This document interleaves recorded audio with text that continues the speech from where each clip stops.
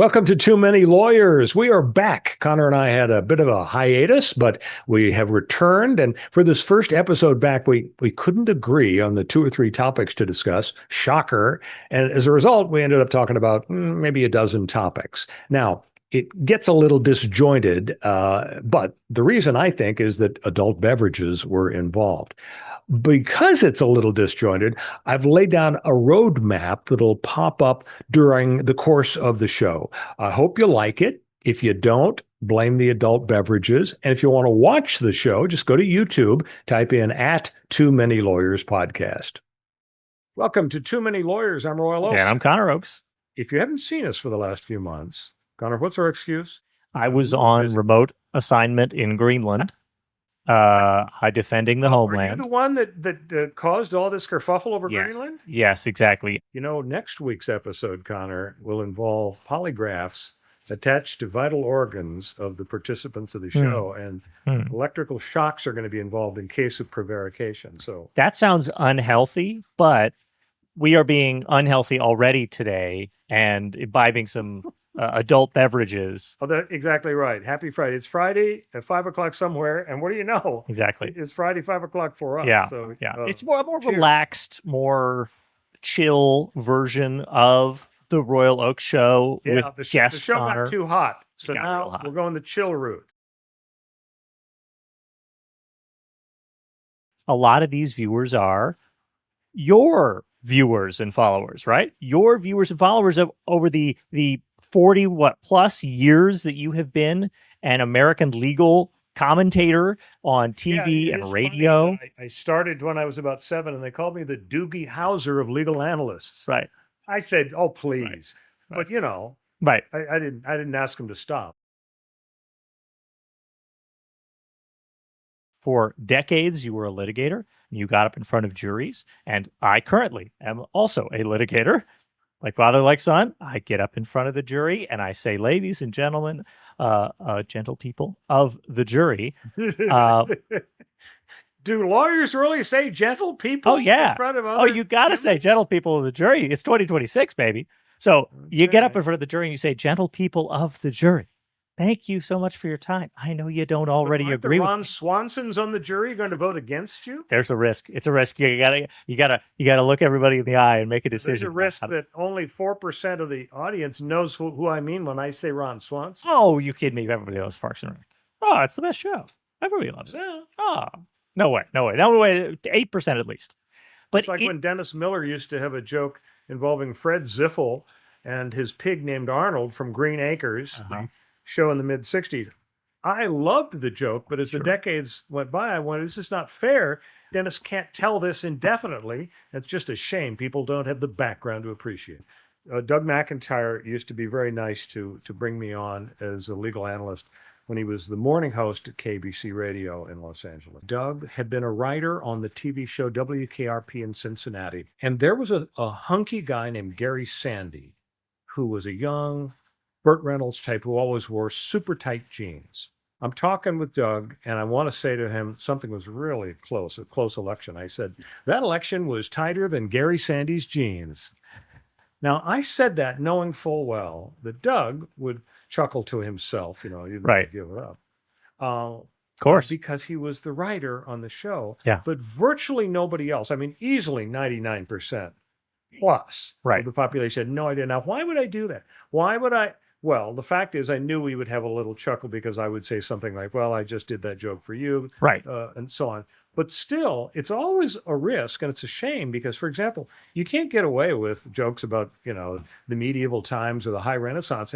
It's just not that many people remember it well. Yeah. Who here thinks the latrine pits smelled real bad at the jousting festival? Huh? Right? I thought you meant the Right? Renaissance Fair out in Topanga Canyon. No, I meant the actual festival Oh, okay. in the 1200s. I don't know if they were jousting in the 1200s. I have no idea.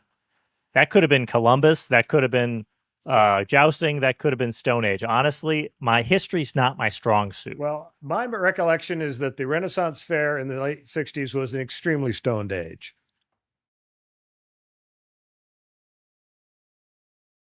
Now, when you go on Instagram, you see influencers. It's 100% Oh, no, I see ads. Family Guy and Norm Macdonald because I laugh my ass off at Family Guy and Norm Macdonald. And those are pieces of content that are effectively just like an influencer, right? Instead of it being a person who's the face of the account, they slice up other people's content and they repost it to other So accounts. I'm being influenced, you're saying, by a person who is dead and people who've never existed. Correct. Yes, exactly. Yeah. Except exactly. if you count Seth MacFarlane as existing. I think that he in shows like Family Guy and also South Park was this massively ahead of its time. Oh my God, you're right. South Park, we can't even describe on this family podcast what South Park is showing this season. That's true. About this president. Yeah, and they didn't even do it in animation. This discussion reminds me a little of something Adam Carolla said in one of his books or podcasts. What he said was that to save time, isn't it ridiculous that people punch the microwave 1-5 when they could just punch 1-1 and it would be faster. And over the course of a typical lifetime, you would probably save yourself a day or two. Wow. And what's the difference really between 44 versus 40 or 47? It's true. Just boom, boom. Yeah. Now, do you embrace Adam Carolla's philosophy of microwave ordering or do you reject it? It's a good thought. I will say that. So you're pandering to Adam Carolla because he's famous. Right. I have reheated a donut in the microwave, a Krispy Kreme donut.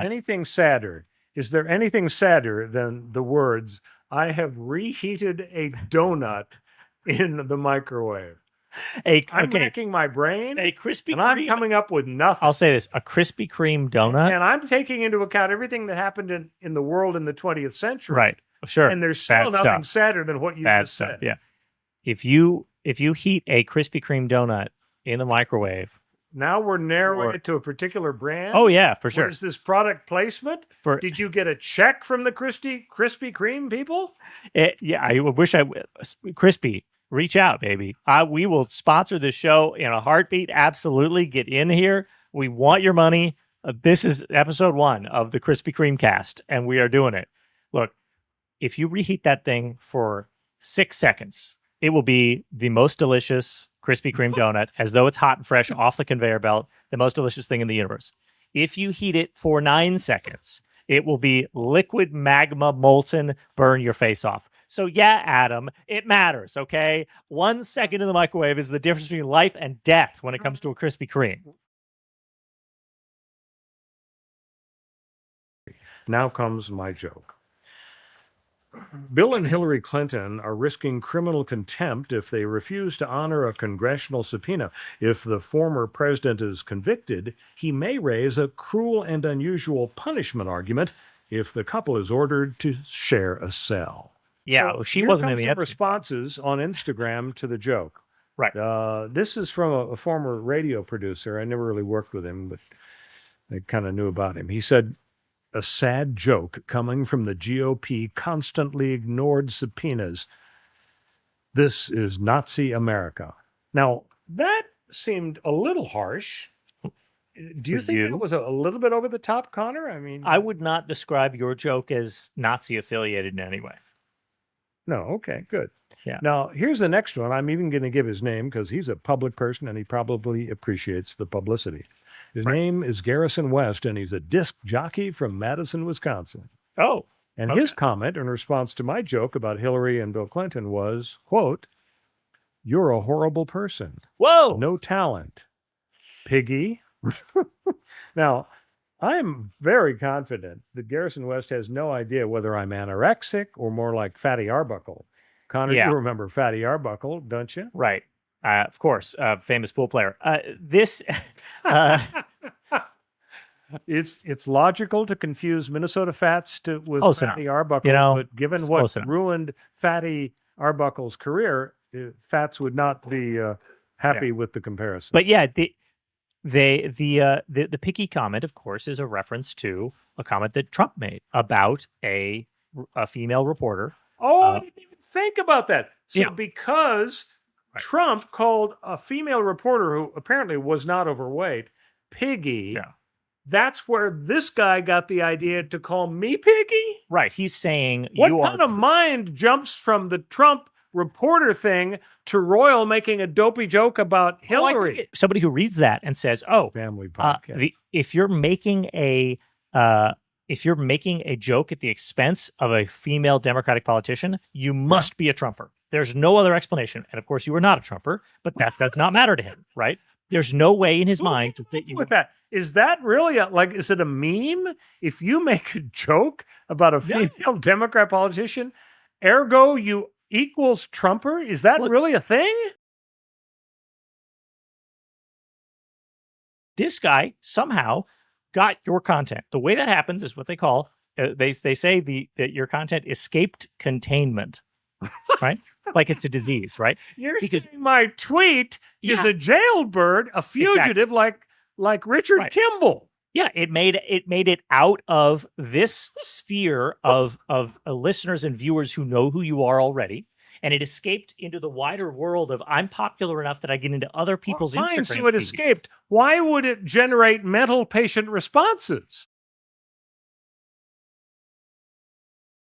Isn't another reason the late night shows are dying is that we've moved from an appointment television society where if you wanted to see Dallas, you had to be on ABC. We're headed back to Fridays. Whereas now, you just get anything you want, anytime you want, which is great.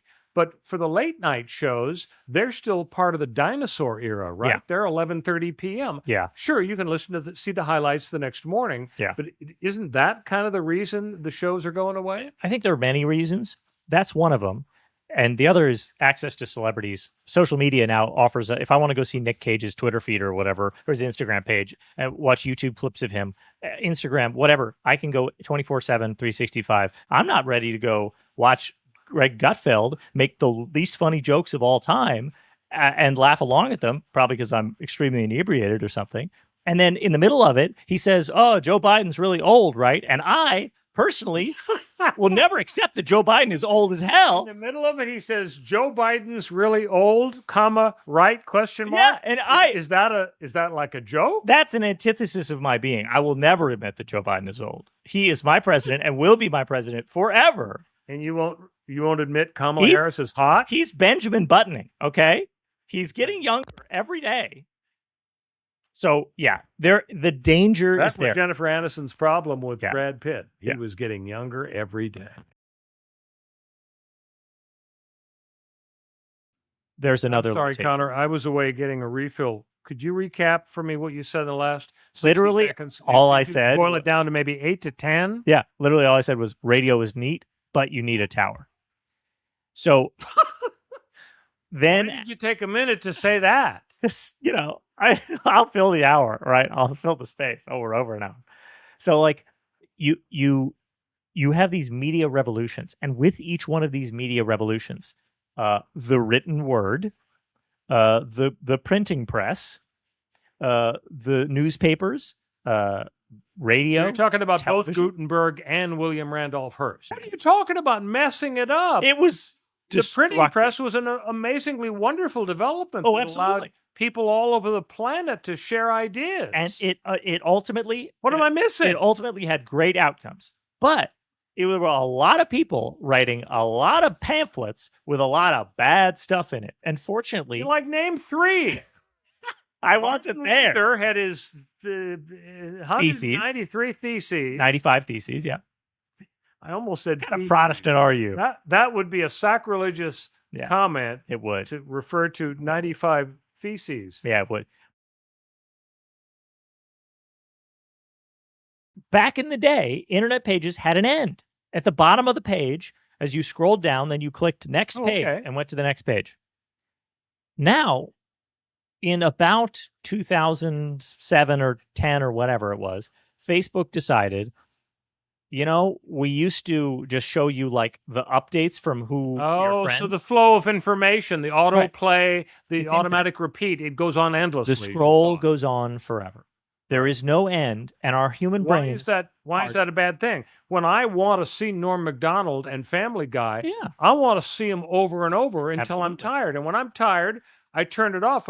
Why isn't it a good thing that I get an endless feed of this When stuff that I like? When I want to play roulette, I go to the casino, and they're open 24 hours so that I get I an have endless a gambling feed. problem. I get it. I have a gambling Look, problem. I mean, it's better for me, the roulette player, to always have access. And that's why the casinos are open 24 hours a day. But I'll tell you what, would it be But better why for the should American the public government be if the sometimes nanny they to stop closed? this? Shouldn't the private companies be allowed to offer this? And Sure. if people succumb to it, some people have gambling problems or alcohol Yeah. problems, but we don't ban gambling or alcohol. For those of you who haven't heard my little story, Yeah. when I was about 12 or 13, my father was a big Presbyterian, and so we would go to Presbyterian churches in the San Fernando Valley. But every several months, we had to leave. We had to move on. Why? Because the preacher was just too liberal. And so we would go from the Canoga Park Presbyterian Church to the Tarzana Presbyterian Church. And then my father would listen to the preacher, and he would say after a few months, he's too liberal. We're moving on. We finally ended up, Connor, in the Bel Air Presbyterian Church. Can you think of a fancier Presbyterian church on the Nope. planet than the Bel Air Presbyterian Church? Absolutely not. Well, that's when Ronald Reagan was governor in the 60s, and I was a little kid. And he went to the Bel Air Presbyterian Church. And one day, after services, I decided, doggone it, I'm going to march up and shake his hand. Yeah. And I did. And one of his guards tried to get a warning shot off into my thigh, but he missed. But I forced my way through the rope line, and I shook his hand. Here's the deal. I believe we've reached the conclusion of the episode. And here's my plan. What we're going to do is we're going to, you know how some people watch the entire Dodger game? That's cool. Yeah. You know, I love to watch the whole game. But a lot of people like to watch the 7, 8, or 9 minute overview. That's me. Basically, everything you see is something happens, you know. Yeah. It isn't just a foul ball. Right. So I think what we're going to do with this episode We had a couple foul balls. is we're going to figure out what the best 9 or 10 minutes are. Great. My guess is it's going to be like me just talking for 9 minutes. Probably, yeah. I could be wrong. I think it's going to be all me, but it could be partly you. All right. Well, this has been Too Many Lawyers, a little bit longer than the typical episode, but we do thank you for your attention, and we'll see you next episode on Too Many Lawyers. Thanks, Con. Cheers. Thank you.